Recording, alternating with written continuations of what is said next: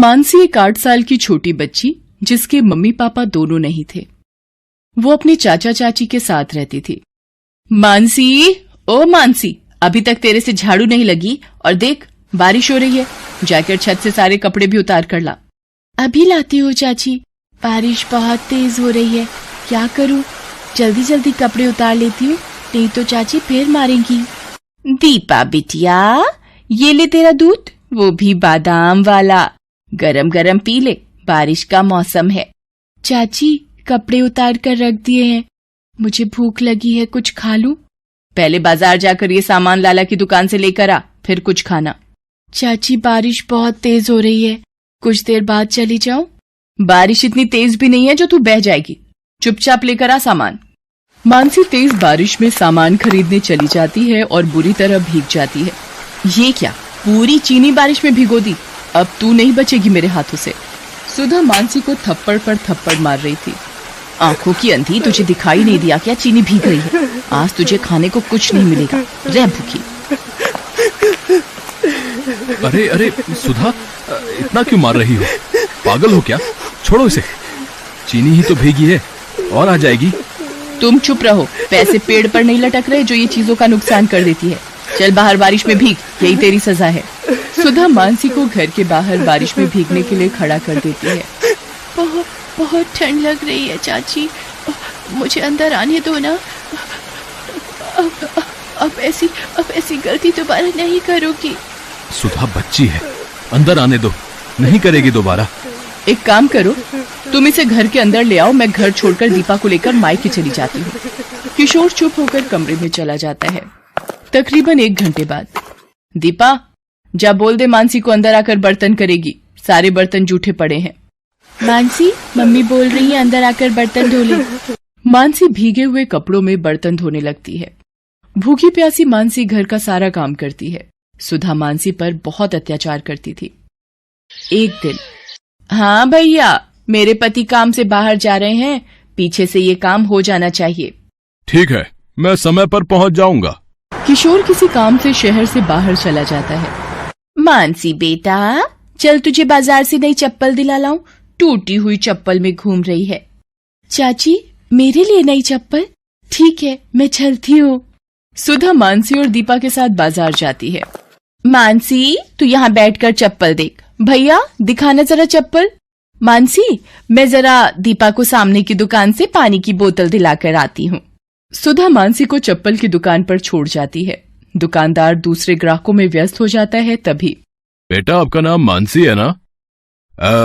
आपकी चाची ने मुझे भेजा है, उन्हें घर जाना पड़ा, वो मुझे तुम्हें घर छोड़ने को बोल गई हैं।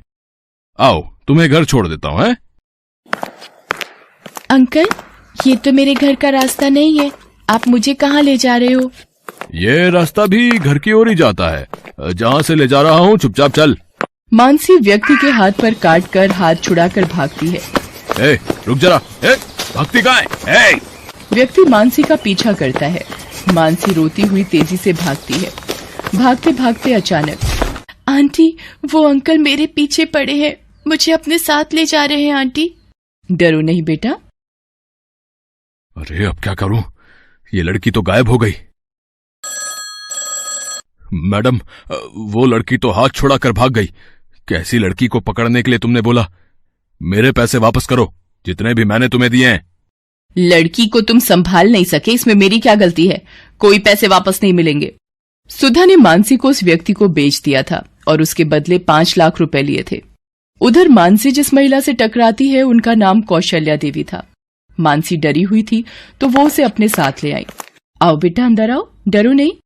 माला, गुड़िया के लिए पानी लेकर आओ और कुछ खाने को भी। ये लो दीदी। ये कौन है?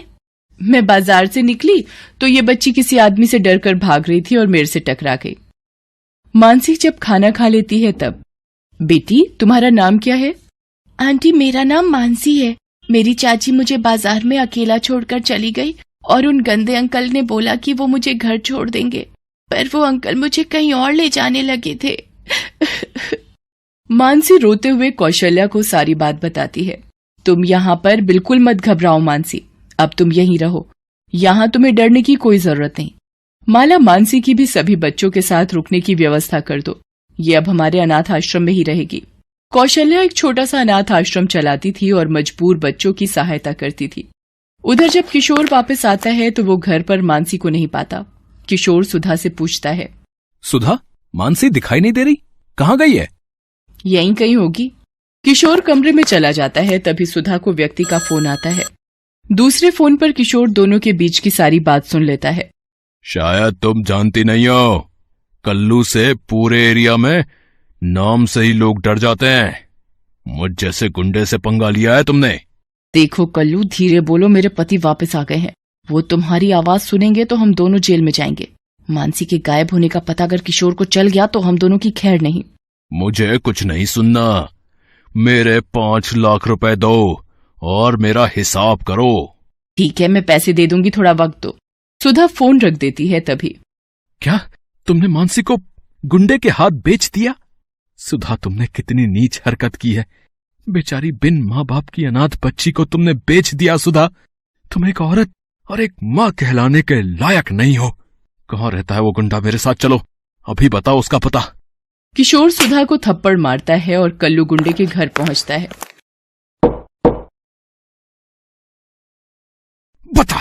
बता मेरी भतीजी मानसी कहाँ है? बता वरना मैं तेरा खून पी जाऊंगा। बता। ये ले।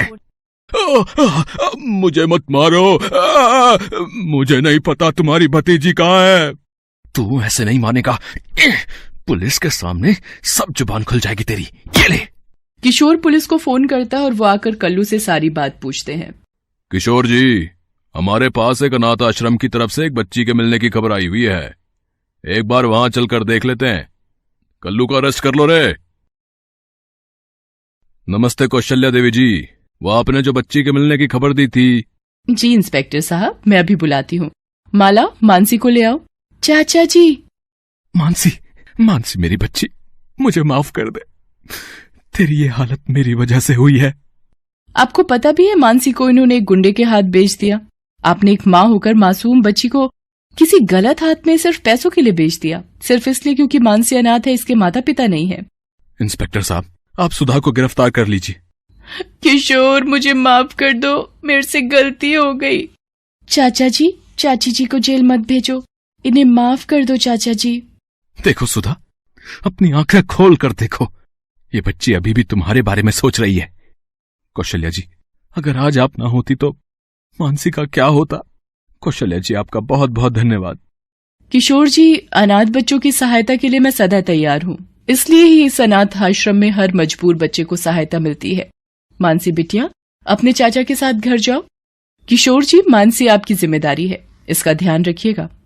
मानसी, मुझे माफ कर दो बिटिया, मैं अब कभी तुम्हें माँ की कमी महसूस नहीं होने दूंगी।